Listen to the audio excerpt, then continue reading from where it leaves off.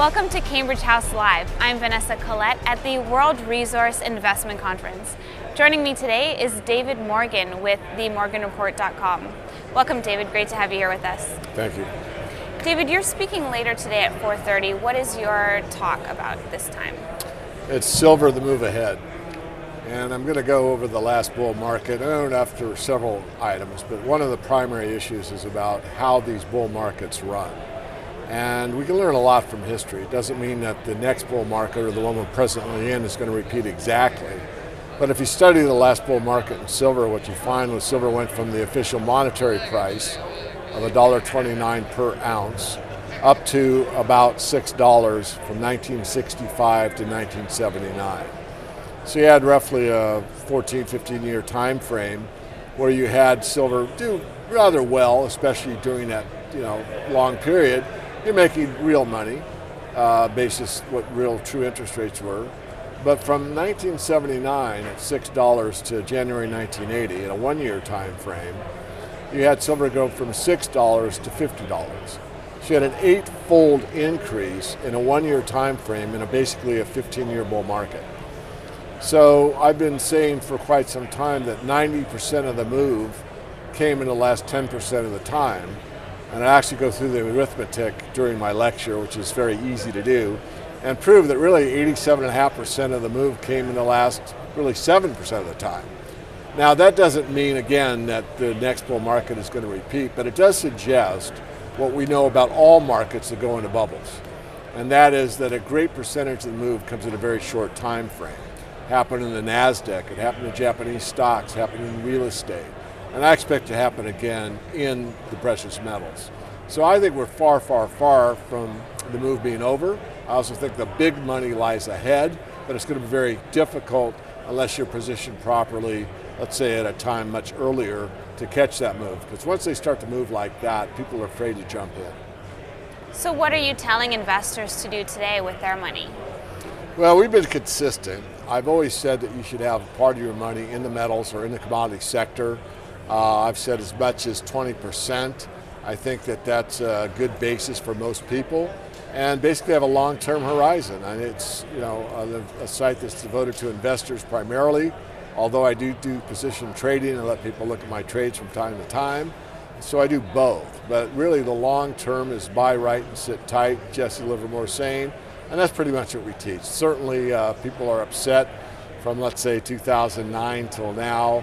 The prices have been higher than they are currently, and they're underwater in a lot of these investments, and that's the markets for you. So, but the message is still the same. The bull market is not over. It's got a long ways to go, and you have to be patient. So are you seeing this as a pullback where people can take advantage of the opportunity? I am. I thought that we had to pull back far enough in May of last year for the mining equities. And I stated that I thought that was about it, and that we'd probably bottom in the equity market for the mining shares. And I was proven wrong. If you do it on an index basis, it's gone lower. Actually, some of the picks that we have in the Morgan Report have actually held that bottom, which, whatever that means, I guess stronger stocks perhaps, and not all of them. But what it does mean is that these are very valuable, because we're in a period where gold stocks versus gold are at about a 30-year low. In other words, there hasn't been this big a discrepancy of what you could spend $1 on and get this much gold in the ground in a resource company for 30 years. So it's obviously a once-in-a-lifetime opportunity. The problem is markets are psychological. Most people don't buy bottoms. I know that for a fact, having been in the markets over 40 years, and from my own personal experience, when I started my website, and it was an inflation-adjusted low. Silver had never been as low on an inflation-adjusted basis ever in monetary history, and people were not buying the bottom.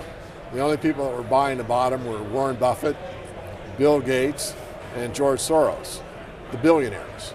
But the millionaires weren't, for the most part. I mean, there's just very, very little interest in the silver market at a low. But once silver went above 10 and went above 15, you got a lot more interest in silver. And when it went from roughly 30 to 48 in a very brief period of time in 2011, there were lots of interest in silver. And I was doing a lot of interviews and warning people, don't put a lot of money in the silver market now. If you have to buy some, but don't buy it all. These type of things tend to correct. And again, I was right, but people didn't listen, or some did, some didn't. Nonetheless, it's been about 2 years since that peak, and I think we got a little longer to wait until we go back into the uptrend. So do you see more value at the moment in the miners or in the metal? Right now, the miners are the better value. I mean, I will try to stay consistent. I've always advocated to buy real metal first before you go into the mining shares. But to answer the question, you're getting more value per dollar invested in the mining shares than you are getting in the metal right now. So are there any companies in the sector right now that are standing out to you? Well, there's several, but that's how I make my living, and I won't name too many. But we divided into 3 sectors: top tier, mid tier, and speculations. In the mid tier section, there are several companies. There's one that has great cash flow even at like $1,200 gold and maybe $15 silver. So that's one. It's Allied Nevada. I like that company a great deal. I think it's undervalued. That's a taste of one. They're still around $7 right now, I think. On the speculative side, we've got a company that I just put on for our subscribers that's very speculative. It's got $10 million cash, and the market cap is $12 million. So you're buying this speculation roughly for cash value. It's got roughly 100 million ounces of silver equivalent, but on a silver-only basis, which is how I like to evaluate a company, it's over 20 million ounces, which is basically my minimum. I really don't want to be in the space where it's under 20 million ounces, although we follow companies that might have less than that. We don't necessarily recommend them unless they have that threshold.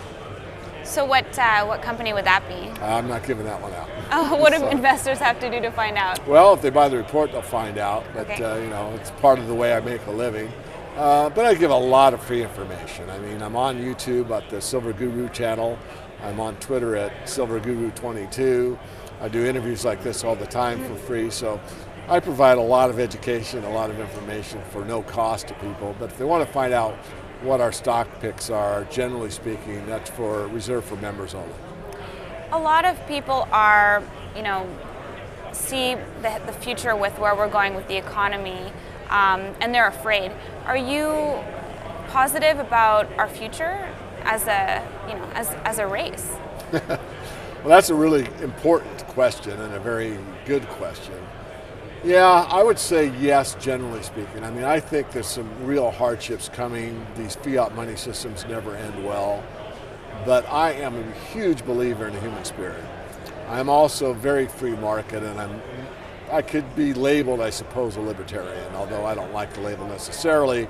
I think that when the going gets tough, the tough get going. So there's been times throughout history that people rose to their best under the worst of circumstances. And I'm not saying we're going to the worst of circumstances, but I am looking at the West to have a lower living standard, probably less than they've expected going forward.